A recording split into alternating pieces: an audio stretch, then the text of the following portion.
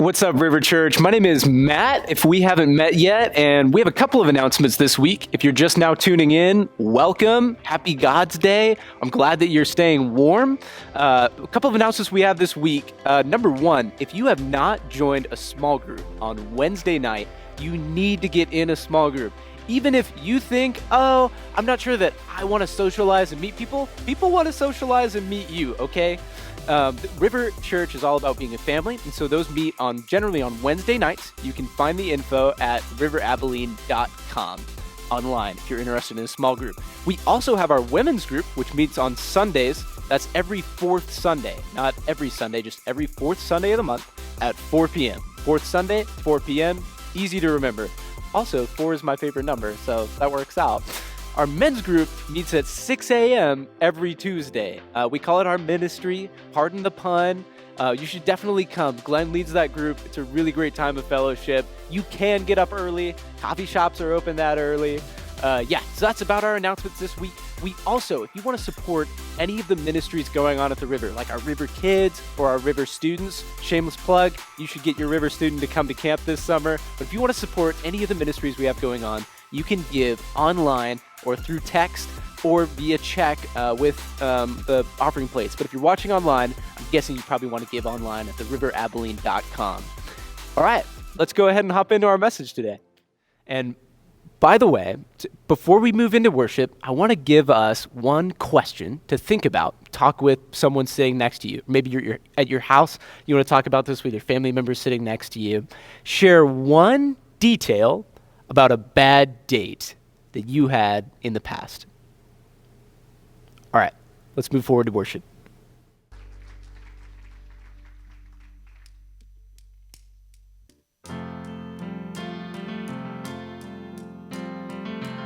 Who am I that the highest king would welcome me? I was lost, but he brought me in. Oh, his love for me. Oh, his love for me. Who the sun sets free. Oh, he's free indeed. I'm a child.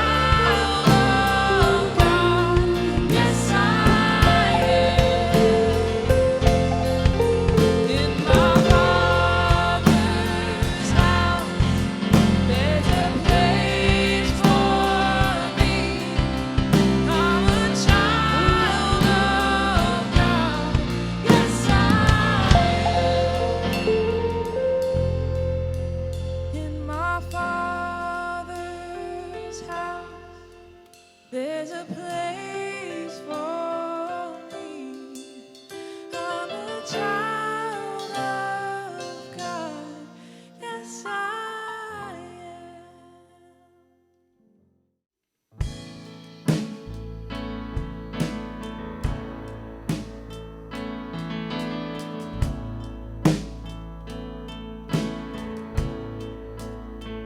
I love you, Lord.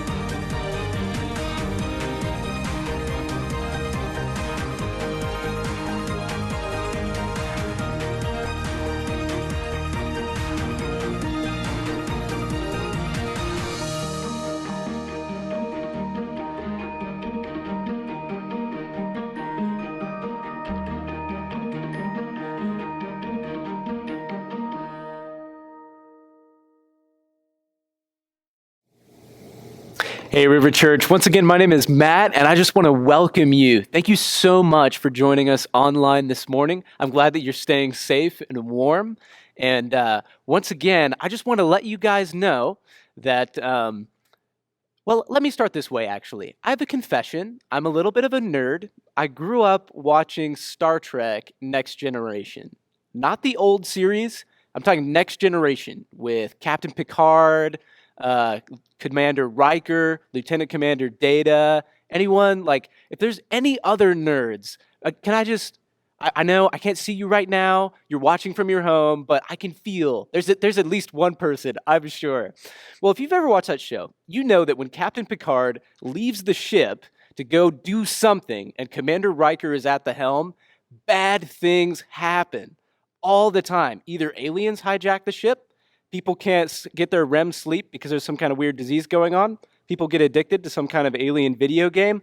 All the time, when Commander Riker is driving, there's bad things that happen. What am I trying to say right now? I'm just trying to say, if you could give me a little bit of grace as I'm trying to communicate with you guys, that would be really, really great. Okay, today is a special day. I know. Tax season started 2 days ago. No, that's not why today's a special day. Today's a special day because in 2 days it will be my birthday.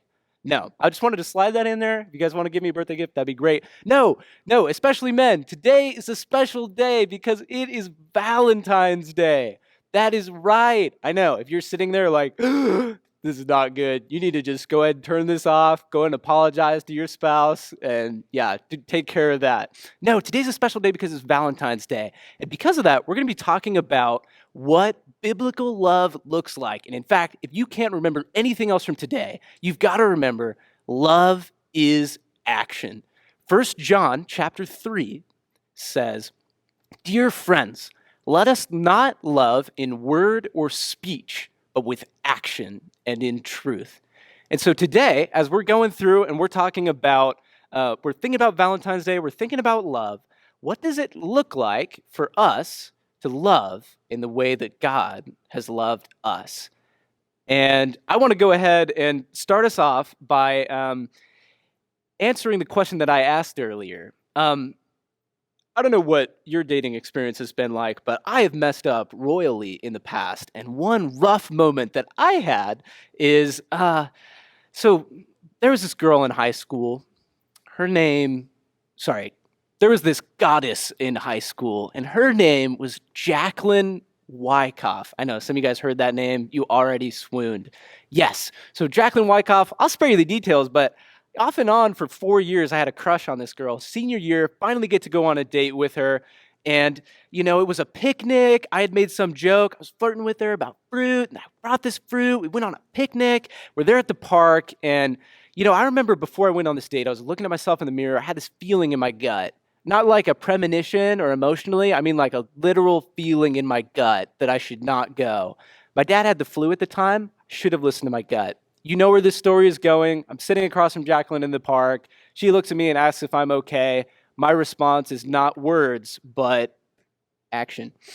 I won't paint that picture too much for you, but I did not get out of that park without smelling very bad. And Jackie and I had to roll the windows down on the way home. Anyway, your dating experience may have been as bad as that. And stories like that are funny. Stories about dating that are not funny are stories that have to do with people who put all of their expectations in someone and find all of their self-worth in someone. And so I think there's some of us who we've recently started dating someone, or maybe we're recently married, and we're having trouble sorting through all of the feelings that we feel about that person and not trying to get our identity from that person. Maybe there's a different class of people, a different group of people who are with us today who you've been married for a very long time. And you're like, man, I remember what it was like to want to go on a date even when I knew I would throw up for a girl. But I'm so far past that right now. It is hard for me to picture what it would be like to feel that way about my spouse. Maybe for you, you're in a place of numbness in your relationship. And then there's a third group of people in this room. You guys know that Valentine's Day is Singleness Awareness Day. You're saying, man, I just wanted to come to church for some encouragement, and now I've got to listen to someone talk about couples and love.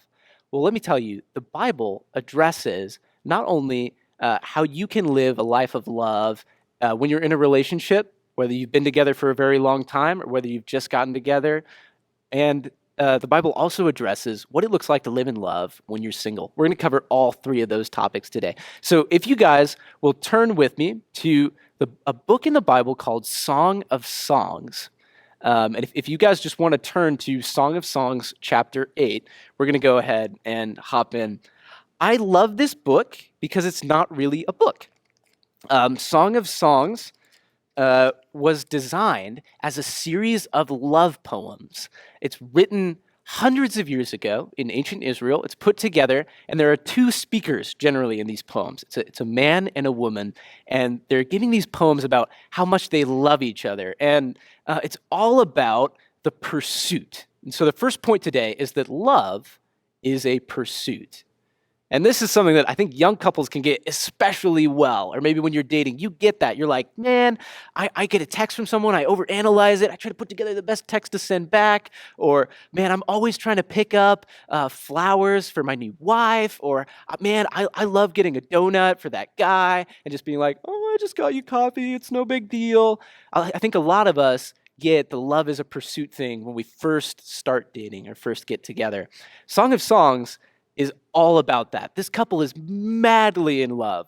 And I just want you to picture, whether you've been with someone for a long time or maybe you're just starting to date, I want you to picture your significant other looks over at you and says, from Song of Songs, chapter 4, this is some spicy poetry.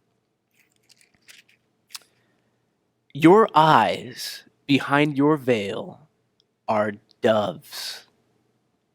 Your hair is like a flock of goats descending from Mount Gilead. Your teeth are like a flock of sheep just shorn. Each one of them has its twin. No gaps there. Your lips are a scarlet ribbon. Your mouth is lovely. Your temples, I love this one, your temples behind your veil are like the halves of a pomegranate. This girl has got a juicy forehead, apparently. And then I'm going to go ahead and stop reading there because he goes on to describe other parts of her body that I would not be comfortable sharing in front of my grandma or you. So, okay, what is the deal here? This poetry, the images in this poetry are not images we would use today. Thankfully, pickup lines have changed in the 21st century. But a lot of these poems are still very exciting. And the point is, they're trying to get at images. They're trying to bring out the five senses. Often she's talking about him and she's saying, I just want to smell you. You smell like the best spices of, and she'll go on. Or, when I see him coming over the hill, I look at him and he's just this sculpted guy. Or I want to see him, I want to smell him, I want to take, never mind. I'm not even going to go with that sense. What is the deal with all of this? Well, the deal is we have an entire book in the Bible that celebrates the passion of romance. And especially the passion of physical intimacy with another person, because those are good gifts given to us by God. But I think a problem that we have is when we first get in a relationship with someone, it's really easy to have all of these feelings and then not carry out actions because of those feelings. You just assume that someone knows how you feel about them. Or I think sometimes after you've been together for a long time, it's like, man, well, I do the laundry for you every week. Why do you need something else on Valentine's Day, And it can be difficult to show love to someone. And so I want to take our attention to the last passage here as we're talking about love as a pursuit and Song of Songs as one of the greatest songs that explores that. I want us to check out this text. Song of Songs, chapter 8, verses 13 through 14. This is going to seem like the weirdest ending to a book of poetry that you've ever heard. So the poem ends, he's speaking, and then she speaks. So first he speaks, and he says, verse 13, "You who dwell in the gardens with friends and attendants, let me hear your voice." So he's saying, hey, pretty lady over there in the gardens, call out to me. And then she says, "Come away, my beloved, and be like a gazelle or like a young stag on the spice-laden mountains." So these poems, very often, he's trying to find her or she's trying to find him. The dominant theme in Song of Songs is one of pursuit. And in fact, that's why the book doesn't end with them together. It ends with them still chasing after each other and trying to find each other. I think one thing that God's word communicates to those of us who are newly in relationships is that it's good to have passionate feelings about another person, and it's good to pursue them. The image of love as a pursuit is really big in Song of Songs, and it's big in our lives. So think, how can I pursue my significant other? How can I pursue my spouse? And what I mean by that is, how can I make the person that I'm in a relationship with feel wanted?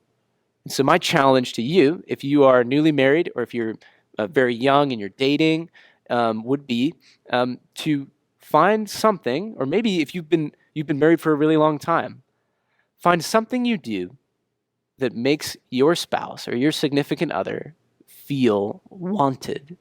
And particularly if you've been dating for a long time, if you've been married for a long time, what is something you used to do for them that you no longer do anymore?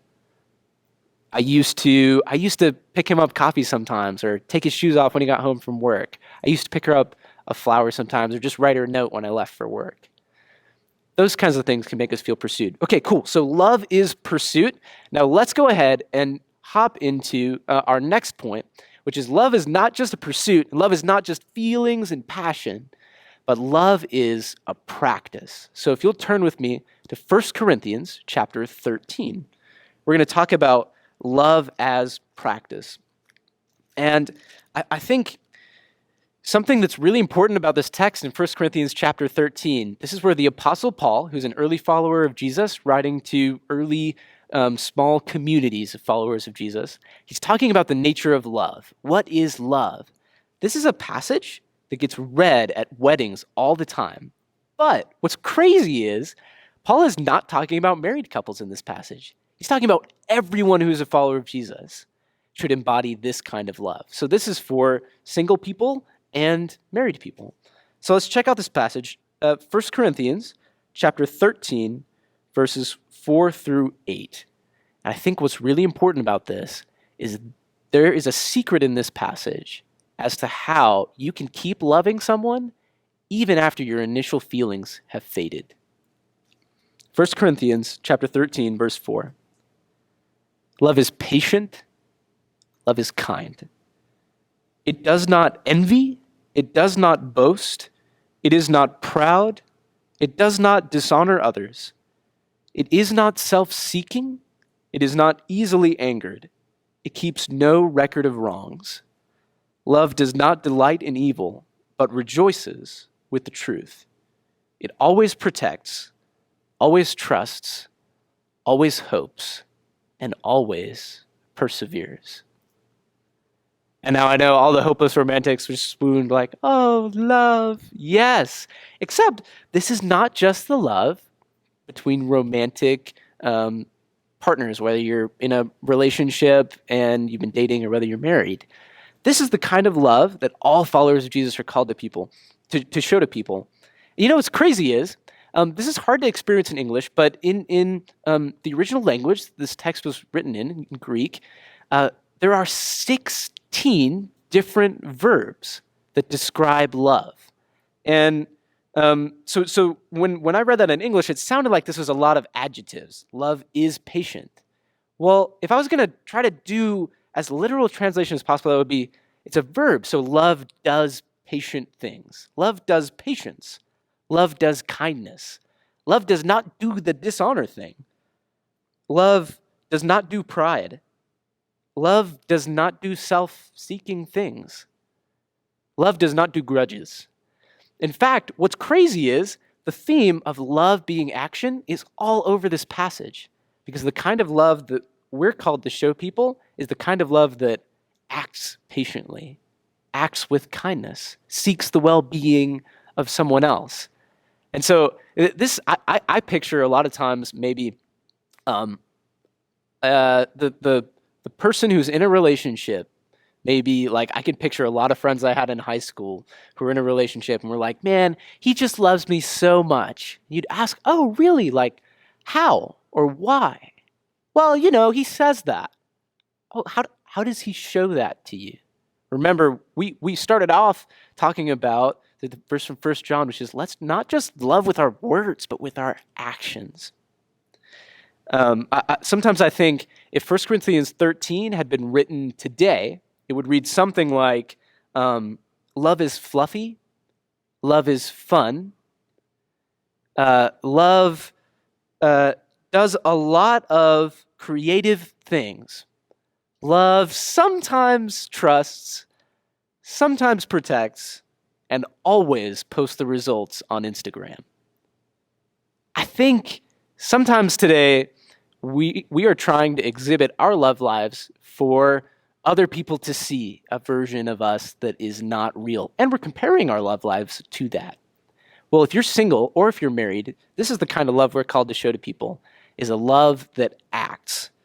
And in fact, this is the secret to, maybe you've been married for a long time, you're feeling really numb, and you're not sure how you can ever feel the same way about your spouse as you did when you first started being married, or how you can progress to an even deeper love in the future. I want to share this quote by C.S. Lewis for you. He says, do not waste time bothering about whether you love your neighbor. Act as if you did. As soon as we do this, we find one of the great secrets. When you are behaving as if you loved someone, you will presently come to love them. What's crazy is we think feeling precedes action. I feel this way about this person, therefore I will love them or I will serve them. But in the Bible, love is a command. Jesus tells us, love your neighbor. Jesus can't command you to come up with a feeling. You can't manufacture a feeling. But Jesus can tell us and give us wisdom for life to go. It doesn't matter how you feel about your neighbor, about the person with bad breath in the office. It doesn't matter how you feel about your spouse today. Love them. Act in love toward them. And what C.S. Lewis is sharing is there's this great truth that Jesus taps us into, which is when you are acting and serving someone, you come to feel love for them no matter what. Don't believe me? This is exactly what happened with your kids. When your kid is born, I wouldn't know this. I'm not a dad. I'm 22 years old. I'm in the young married category. But I've been told that when your kid is born, you have this great feeling of love for them. This we are so connected. I love this kid. I want the best for them. And then after that, you suddenly had a lot of different feelings about this kid. When they started crying all the time, when you had to get a babysitter so that you could even just spend time in the bathroom, when you had to change their diaper, when you had to do so many things for this kid, they had to wake you up at all hours of the day. And when you serve your kid that way, suddenly your kid is like a teenager and they're still being, terrible, rebellious, and you love them. Why? Because they've done so many things for you or because you had all these fluffy feelings about them? No. Actually, it's because you've been so committed to your kid for so long. Anyway, it's this crazy phenomenon. And kids, sometimes you don't always like your parents, but I bet you always love them. And so the last thing that I wanted to share for us with this example is that when you marry someone and you commit to love them, you say vows, you're not committing to a feeling, you're committing to acting. I'm always going to be committed to you. And I can say that because no matter what my feelings are, this is how I'm going to act. And in fact, that feeling follows that action. So first point was love is pursuit, which we looked at in Song of Songs, which is all lovey-dovey and the couples pursuing each other, chasing after each other. This point is love is practice. Love is a habit. And so that's the same challenge that we had earlier. And then we're going to go ahead and move now. Finally, I know single people are like, when are you going to talk about me? We're talking about you now. Let's go to 1 Corinthians chapter 7, because I think single people are super undervalued in the body of Christ today.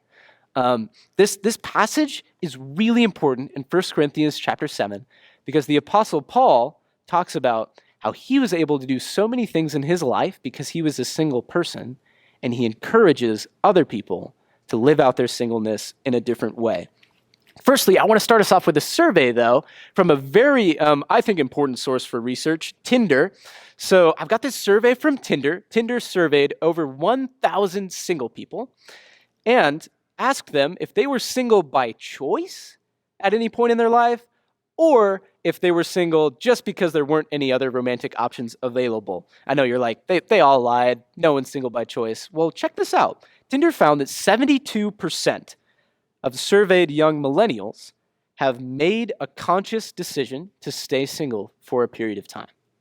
72% of millennials at some point in the past chose to be single. Why? Top reasons given were so I can work on my career, so that I can have more fun, and so that I can work on my social life, build my connections, which really just amounts to having more fun. So the idea is that singleness is freedom. Check this out, though. All of those things, career, social life, fun, those are all things that I'm doing to build me up. Paul talks about singleness as freedom, not to serve myself, but freedom to serve others. And he says you can find so much more fulfillment in that. So let's talk about how you can live in love this Valentine's Day as a single person. 1 Corinthians, first we're going to look at verse 8, chapter 7, verse 8. Now to the unmarried, to the singles, and to the widows, I say, this is Paul, it is good for them to stay unmarried, as I do. What? What could be good about being single? I think sometimes in the church, we don't evaluate single people as spiritually mature. We don't think they can serve as much. I think that is totally sad. What we're effectively saying, if we devalue single people, is that Jesus himself or the Apostle Paul would not have been great leaders in society and in the church. And that's just historically not true. In fact, Paul recommends, hey, if you can be single, be single. If you have to marry, but if they cannot control themselves, they should marry, for it is better to marry than to burn with passion. Paul's like, hey, if you have all these feelings, if you're really into someone and you have to get married, okay, I guess, but preferably stay single. Why? Because first we talk about love is a pursuit, love is a practice, it's something you habitually do, and then love is focus, is this passage that we're looking at. Because check out what Paul says in verses 32 through 35. He says this for men and women. He says, I would like you to be free from concern. An unmarried man is concerned about the Lord's affairs, what he can do to please the Lord. But a married man is concerned about the affairs of this world, how he can please his wife, and his interests are divided. And then Paul repeats the same thing. An unmarried woman is concerned about the Lord's affairs. Her aim is to be devoted to the Lord. But a married woman is concerned about the affairs of this world, how she can please her husband and her family. I'm saying this for your own good, not to restrict you, but that you may live in a right way in undivided devotion to the Lord. Singleness is focus. When you're single, you get the opportunity to serve in all kinds of ways that someone who's tied down with a spouse and with a family can't serve.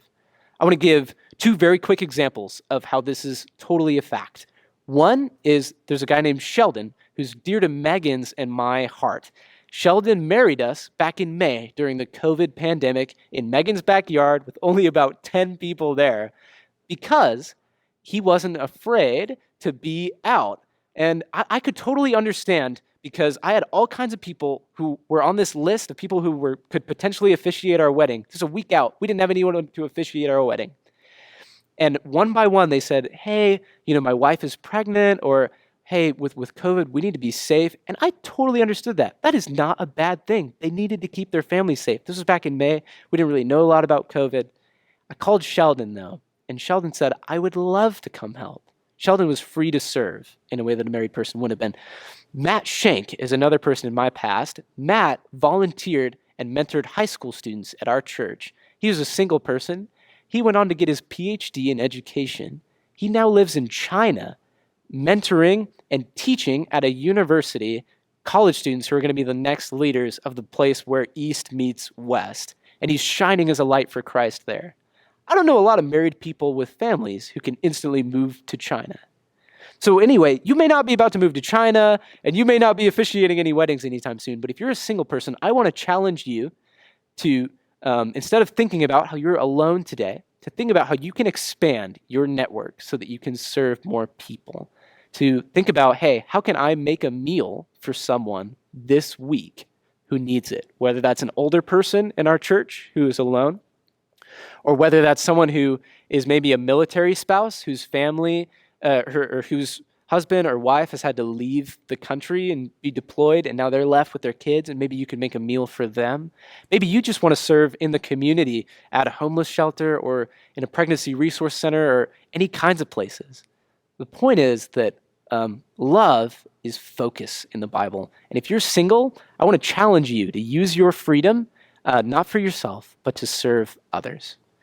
And so I want to wrap us up today. Love is a pursuit, love is a practice, and love is focus. And the greatest love was shown to us by Jesus on the cross. Or as the book of Romans says, but God demonstrated his own love for us in this. While we were still sinners, Christ died for us.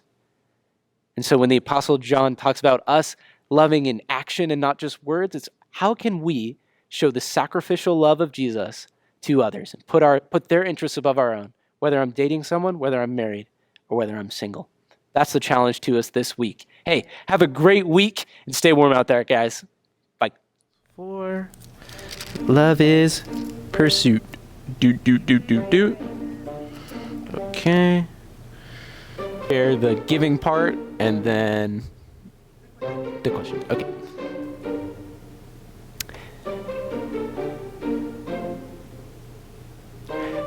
And by the way, if you have online too, then I was going to ask the question. No. Can I do that again really quick? Okay. All right, take 2. And if you want to give to support any of the ministries going on at the river, okay, sorry, take 3.